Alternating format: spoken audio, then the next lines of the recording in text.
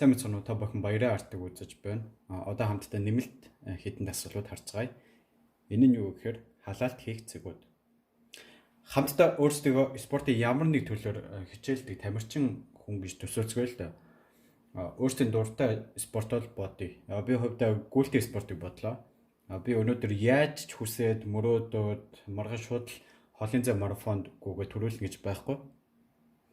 Надад дасал сурвал хэрэг болно. Мөн бид холын зайд гүйж дасал хийхээс өмнө халаалт хийж байвал зүгээр байдаг. Яг үүнтэй адил бидэнд мөн халаалтын дасгалууд гэж байдаг. Харин бид нэр цаашаа зурах гэж байгаа учраас бид нар мэдээж зураас тойрог ерөөхдөө харандаа цаастай ажиллана гэсэн үг. Тэгэхээр яах вэ гэхээр халаалтын цэгнүүдийн талаар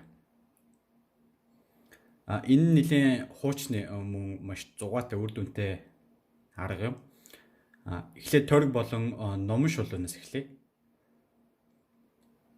Яг квадратын иргэмүүд дээр зурж байна гэж төсөөлөд хоорондоо ерөөхдөө ижил зайтай 8 цэг тавиад өгдөг.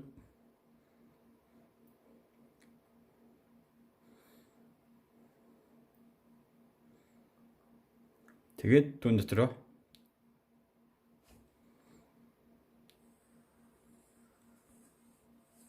тойрог зурчна. Тойрог дээр анхаарах зүйл бол яг ингээд тасалдуулж зурах биш. Тасалдуулна гэдэг нь ингээ баг багаар ерөөхдөө нэг зурлагаар ингээд зурхыг бодцоогоорой. За тэгэхээр 8 цэгний дүрм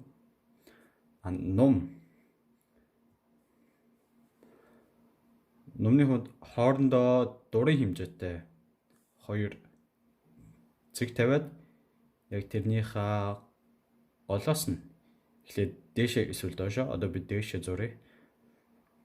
Хитэд ингээд цэг тавиад өгөөрэй. Тэгээд эдрийг ерөөхдөө холбочно.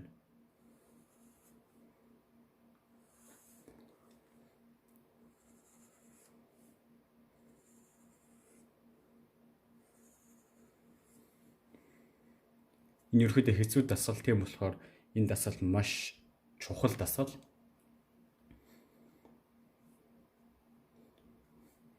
Одоо 100 зурцгаая. 100 зурхтаа ерөөхдөө 4 цэг дээр ажиллавал зүгээр. Дурын хэмжээтэй 2 цэг аваад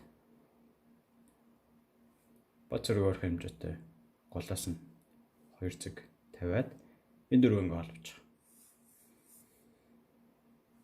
Дарж явах нэлийн хэцүү. Тийм болохоор маш чухал дасгал. Заавал ингээл дөрүүлэнг нь холбохгүй бол яг тод тодорхой хийх гэсэн хэрэггүй. Энэ зүгээр л халаалтын дасгал гэдгийг санах хэрэгтэй. Сүүлд нь шулууны хувьд ерөөс амархан 2 цэг татаад тэрийг холбоч. 2 цэг татлаа. Тэрийг холблоо. 2 цэг татлаа. Тэрийг холблоо. Ерөөдөө маш сайн халаалч болж өгдөг дасгал байгаа. Мөн та үнийг маш амархан өөртөө зориулаад хийж болно. Ердөө цэгнүүд дээр ажиллаад тэрийг холбоод явцдаг зарчмын хувьд тийм болохоор өөрөө хийхэд маш амархан дасгал. Энэ бүхний дараа та тесний бөмбөг зурж болно. Тесний бөмбөг гэх дасгал энэ юу гэсэн үг гэхээр яг энд бэлдсэн эдгээр зүйлсээ нэгтгээд тесний бөмбөг зурх зарчмаар явна гэсэн үг. Энэ яг яаж харагддаг вэ гэхээр эхнийд нь квадрат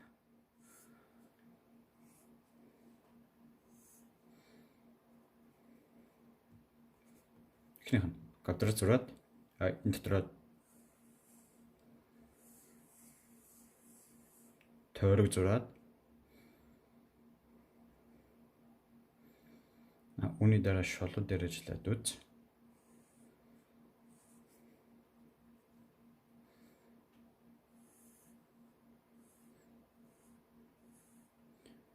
Ерөөсөө энэ цэгийн халаалтын холимол гэсэн үг. Эндээс 100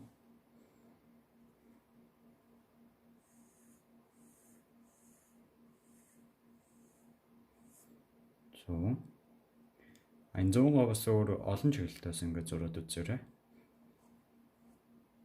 Үүний тулд ингээд диагоналдад туслах зураас зургуудаа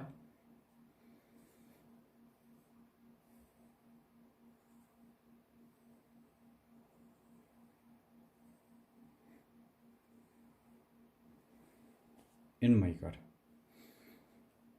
2 тонн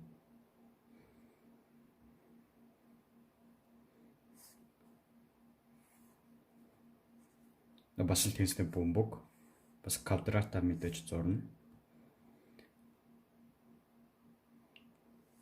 Үүн дотор бас тойрог зурлаа.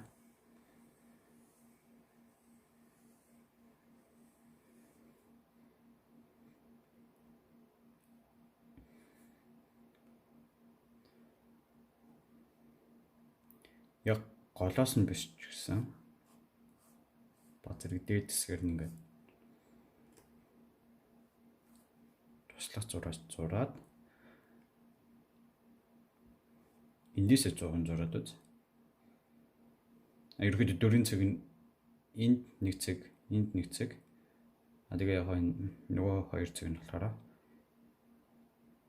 голоосоо дөрвийн хэмжээнд татагдах нь байна. Харин энэ удаад та доотлын номыг нь илүү тод зураад бас тойргийн гадаргыг тод зураад үз.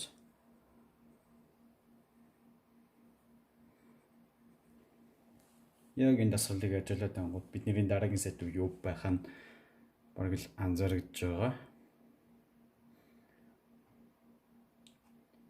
Тэгээ эсрэг талд нь бас 100 зуръя.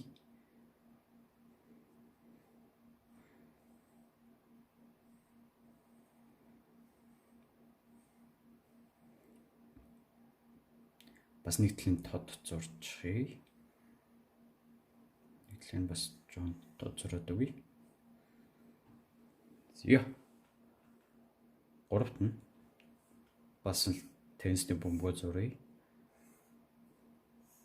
Квадрат.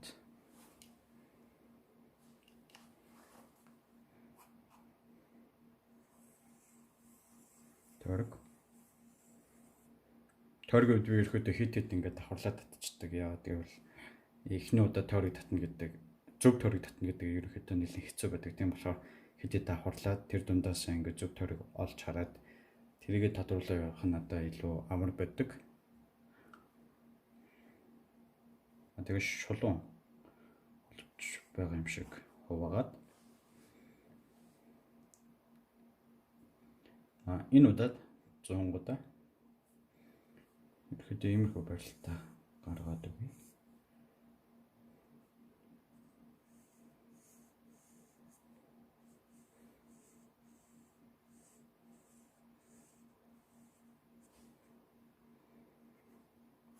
За ерөөдөө энэ дасгалууд байна. Халаалтын дасгалууд бидний эхний ээлжинд та маш нэмбэ одоо энэ халаалтын цэгүүдийн аргыг нэлээд дас сургууль хийсний дараа энэ хоёр дахь тестний бөмбөг дасгал руу ороорой гэж зөвлөх байна. За тэгээд энэ түрээ дуусгая. Та бүхэн таалагдсаныг найдаж байна. Дараа дахин уулзцгаая. Түр баярлалаа.